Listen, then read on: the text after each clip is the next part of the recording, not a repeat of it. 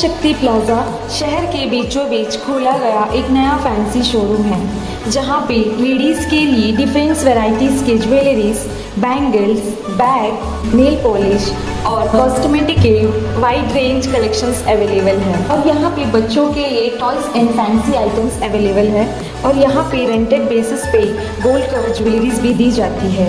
ओम शक्ति प्लाजा, अबोडीन बाजार, बाबू line near Ganesh temple. मेरा नाम रामदास अठोले। मैं नरेंद्र मोदी सरकार में सामाजिक न्याय, सोशल जस्टिस एंड एम्पावरमेंट, इस पोर्टफोलियो का मैं एमओएस हूँ, राज्य मंत्री हूँ और लगातार मतलब 7.5 साल से मैं मोदी सरकार में एमओएस हूँ और मेरी पार्टी का नाम है रिपब्लिकन पार्टी ऑफ इंडिया। मेरी पार्टी एनडीए के अलायंस में मेंबर है, नेशनल डेमोक्रेटिक अलायंस। और मेरी पार्टी की फिलॉसफी है डॉक्टर बी.आर. अम्बेडकर, बाबा साहब अम्बेडकर, जिन्होंने भारत का संविधान लिखा और संविधान में सभी जाति के, सभी धर्म के लोगों को एक साथ जोड़ने का बहुत बड़ा काम किया। आज पूरे वर्ल्ड में इंडियन डेमोक्रेसी की बहुत बड़ी चर्चा होती है। इंडिया में कम से कम 18-20 भाषा के लोग रहते हैं। यहाँ कम से कम 6,000 से ज्यादा जातियां हैं। कम से कम 8 धर्म के लोग यहाँ रहते हैं। उसके बावजूद भी इंडिया की डेमोक्रेसी मजबूत है। आप लोगों को मालूम होगा कि 1998 में अटल बिहारी वाजपेयी की सरकार आई थी और तब नेशनल डेमोक्रेटिक अलायंस की स्थापना हुई थी, एनडीए की स्थापना हुई थी। और उसमें सोशलिस्ट पार्टी के जॉर्ज फर्नांडिस, नीतीश कुमार, शरद यादव, ममता बनर्जी, डीएमके, ऐसी कई पार्टियां बीजेपी के साथ अलायंस करके एनडीए में काम करती थी। तो तब आपको मालूम होगा कि अटल बिहारी वाजपेयी की सरकार जब अविश्वास प्रस्ताव लाया गया था पार्लियामेंट में, तो लोकसभा में अटल जी की सरकार एक वोट से हारी थी।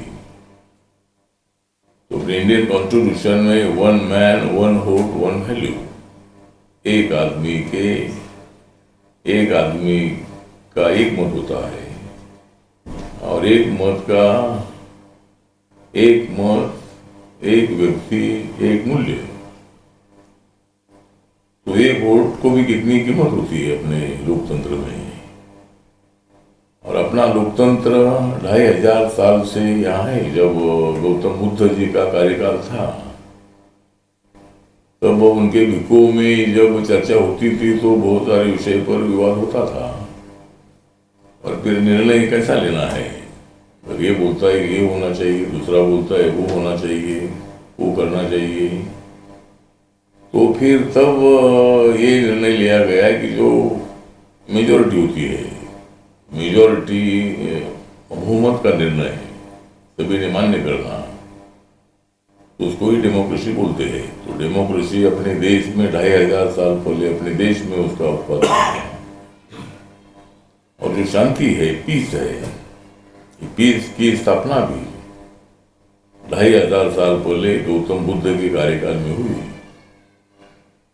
हिंसा से किसी का कल्याण होगा नहीं, इसीलिए शांति से ही विकास होता है, शांति से ही प्रगति होती है, शांति से ही अपना मन साफ होता है। मन में अहंकार होगा तो युद्ध होता है। तो हमारा कहना यह है कि हमको युद्ध नहीं चाहिए, हमको बुद्ध चाहिए। आज आपने देखा है कि रशिया और यूक्रेन का युद्ध 1.5 साल से चल रहा है। अभी इसराइल और हमास का युद्ध भी चल रहा है, जगह जगह पर हिंसा बढ़ रही है। आतंकवाद हो, नक्सलवाद हो, माओवाद हो, इसीलिए बुद्ध की फिलॉसफी ही शांति निर्माण कर सकती है। तो लोकतंत्र जो है, तो इसीलिए नेशनल डेमोक्रेटिक अलायंस में मेरी पार्टी काम करती है और नरेंद्र मोदी जी विकास पुरुष है। नरेंद्र मोदी जी डेवलपमेंट को सबसे ज्यादा महत्व देते हैं और जो सरकारी पैसा है ये गांव तक पहुंचना चाहिए, गांव में रहने वाले हर घर घर तक पहुंचना चाहिए। ये हमारी सरकार का मुख्य मिशन है। और आपने देखा होगा कि हमारे कार्यकाल में, मोदी जी के कार्यकाल में भ्रष्टाचार का एक भी प्रकरण आपको दिखाई नहीं दिया होगा। तो भ्रष्टाचार मुक्त भारत बनाने की कोशिश हमारी सरकार की है। जिस तरह कांग्रेस के एक मेंबर ऑफ पार्लियामेंट के घर में 351 करोड़ के नोट मिले, तो कांग्रेस भ्रष्टाचार करके करके कई साल तक सत्ता में रही, लेकिन अभी कांग्रेस का जनाधार बहुत सारा नीचे चला गया है।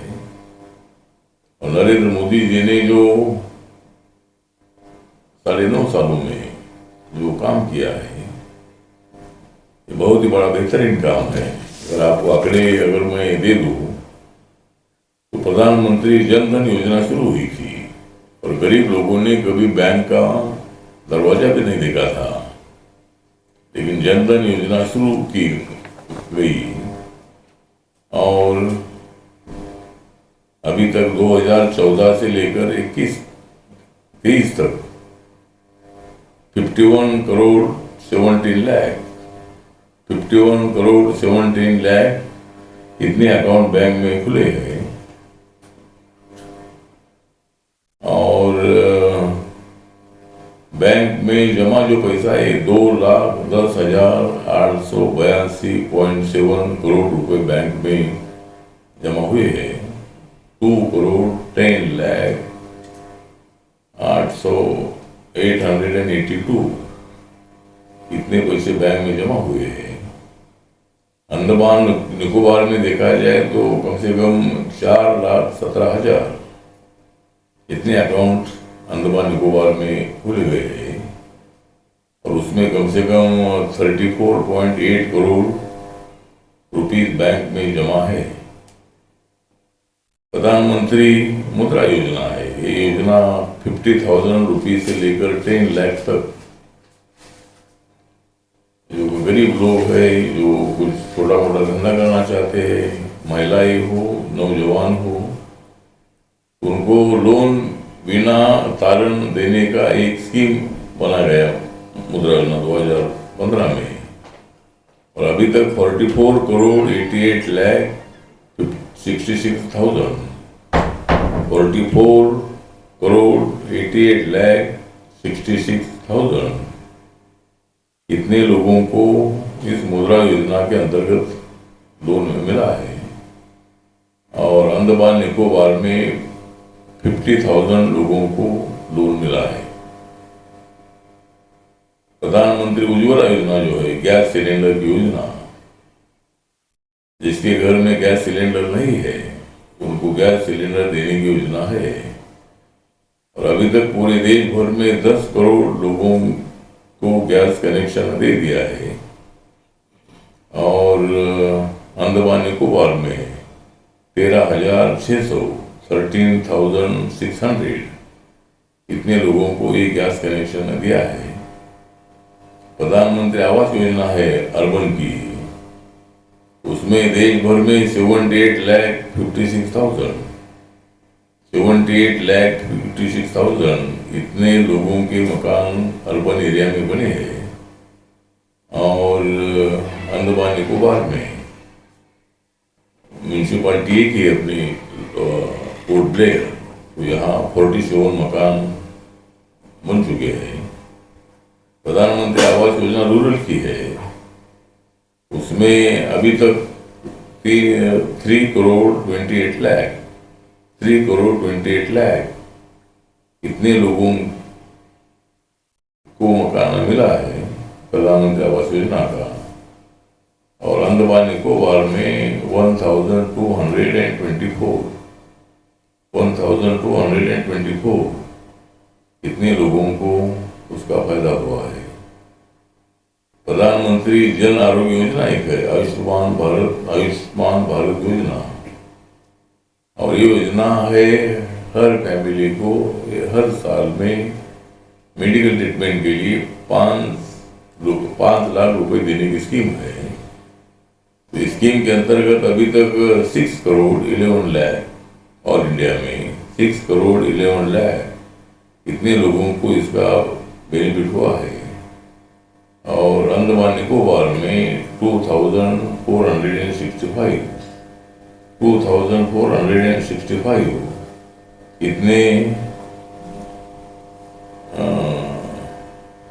कितने लोगों को इसका फायदा हुआ है। एक उजाला योजना एक है, इसमें लेड बल्ब दिए जाते हैं। तो अभी तक पूरे देश भर में 36 करोड़ 79 लाख इतने लेड बल्ब पूरे गांव में शहरों में दिए गए हैं। और अंडमान निकोबार में 4 लाख लेड बल्ब इंस्टॉल किए हैं। इसी तरह मतलब ये इतनी बहुत सारी योजनाएं मोदी जी के कार्यकाल में शुरू की और उसका फायदा लोगों को हो रहा है। और इसीलिए मोदी जी को हराने के लिए बहुत सारी पार्टी एक साथ आई है। जिन सोशलिस्ट लोगों को, कम्युनिस्ट लोगों को इंदिरा गांधी के इमरजेंसी के टाइम पर जेल में डाला गया था, लेकिन ये सब लोग अकेले मोदी जी को हराने के लिए एक साथ आए हैं और इंडिया नाम से गठबंधन बनाकर मोदी जी को हराना चाहते हैं। लेकिन मोदी जी का जनता पर भरोसा है, हमारा जनता पर भरोसा है। और अभी आपने देखा कि मध्य प्रदेश, छत्तीसगढ़ और राजस्थान तीनों राज्यों में बीजेपी को बड़ी सफलता मिली है।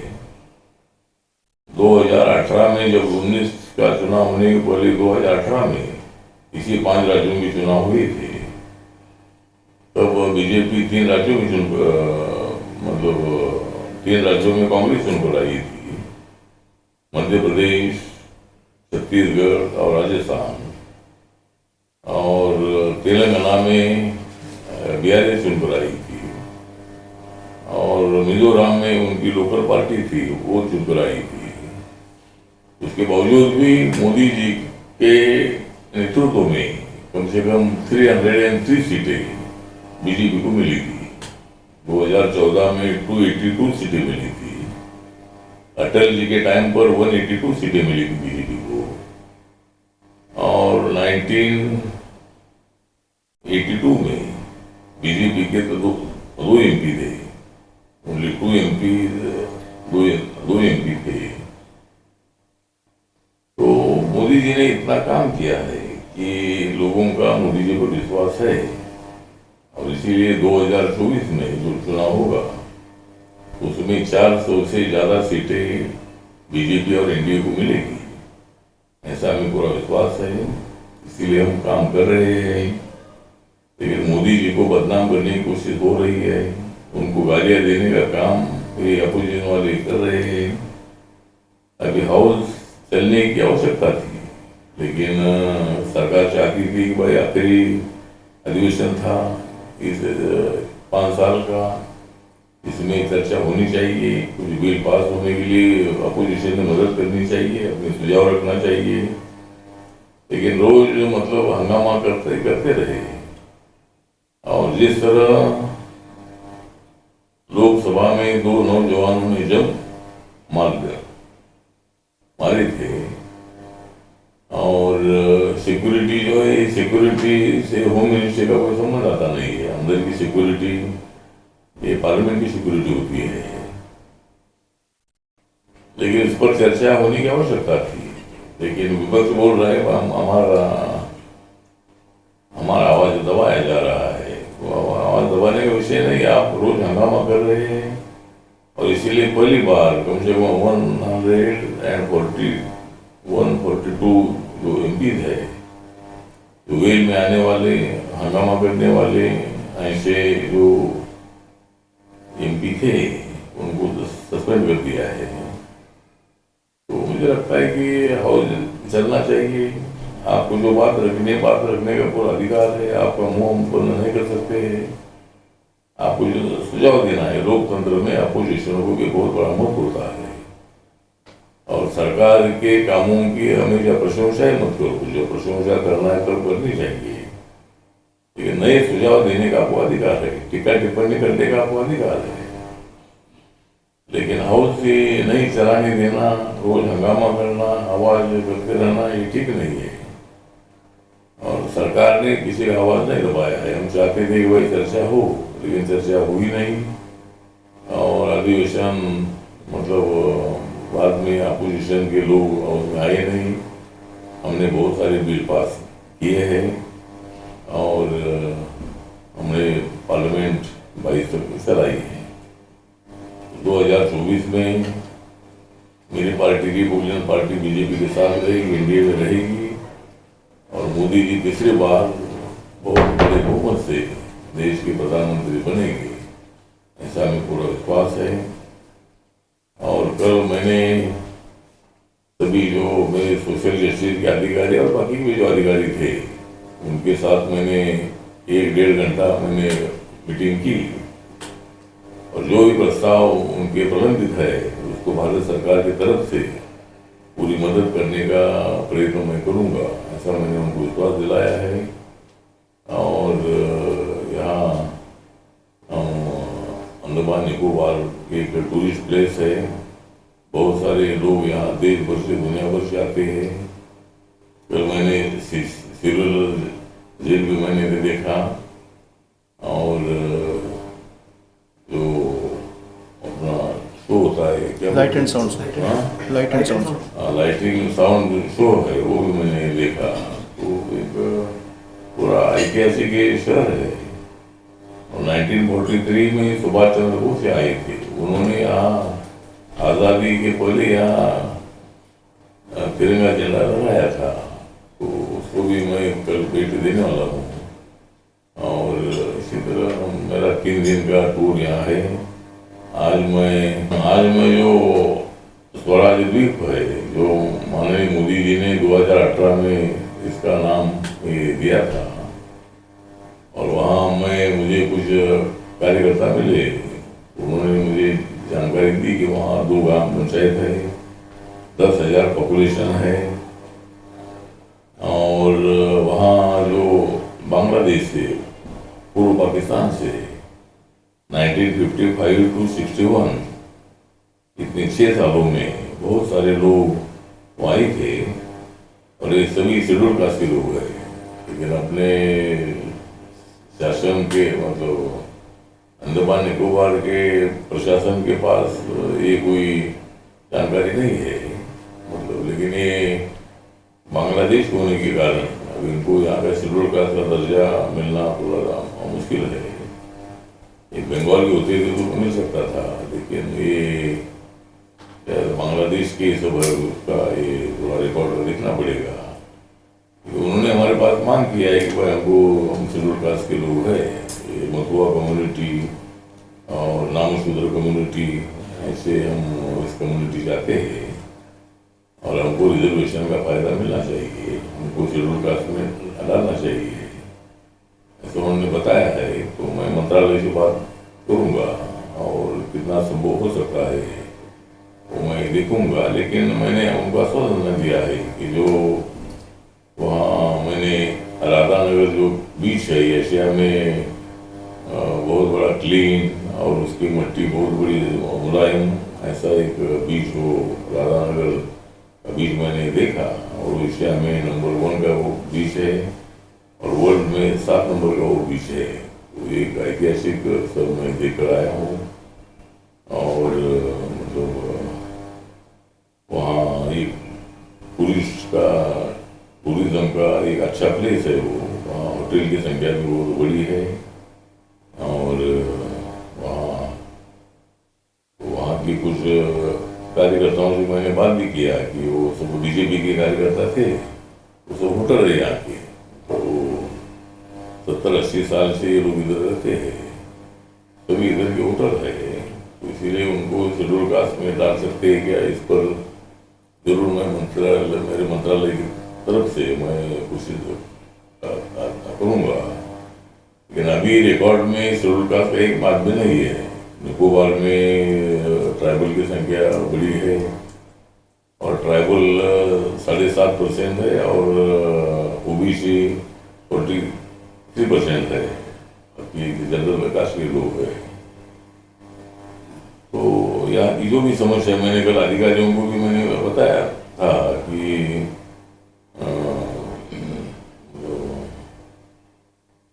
हमारी मैं इतना ही बताना चाहता हूँ कि हमारी कभी भी नहीं होगी हार, हमारी कभी भी नहीं होगी हार, क्योंकि हमारे साथ है अंडमान निकोबार। मैं आता रहूँगा बार बार, मैं आता रहूँगा बार बार, क्योंकि मुझे बहुत अच्छा लगा है आपका अंडमान निकोबार। अंडमान निकोबार बहुत अच्छा है, टूरिस्ट प्लेस है और ये यहाँ से भारत में है, लेकिन यहाँ से सिंगापुर नज़दीक है, यहाँ से थाईलैंड नज़दीक है, ऑस्ट्रेलिया नज़दीक है, न्यूजीलैंड नज़दीक है, बर्मा भी नज़दीक है ना जी, म्यांमार भी नज़दीक है। तो और ये यहाँ मैं सिल्वर जेल में देखा और काले पानी की सजा, ये पूरे भारत में नहीं दुनिया में प्रसिद्ध है कि भाई अंग्रेज उनके टाइम पर काला पानी की सजा देने का सजा दी जाती थी। और यहाँ बहुत सारे हमारे सावरकर जी जो महाराष्ट्र के रहने वाले थे, उनको भी यहाँ रखा गया था। और यहाँ पंजाब के हो, बंगाल के हो, बंगाल के हो या कई प्रदेश के कई भी यहाँ थे। और यहाँ जापानीज का भी 3-4 साल यहाँ राज था। तो ये एक ऐतिहासिक प्लेस है। तो मेरा 3 दिन का टूर है और मैं कल निकोबार घूमने जा रहा हूँ, वहाँ के ट्राइबल को भी मैं मिलने वाला हूँ, उनकी समस्या क्या है और जरूर भारत सरकार की तरफ से अंडमान निकोबार को मैक्सिमम मदद करेंगे। अंडमान से जुड़ी सभी छोटी बड़ी खबरें देखने के लिए हमारे अपने न्यूज आज तक यूट्यूब चैनल को सब्सक्राइब करें और बेल आइकॉन प्रेस करना ना भूलें। हमारा अपना न्यूज आज तक, अब सच देखेगा अंडमान।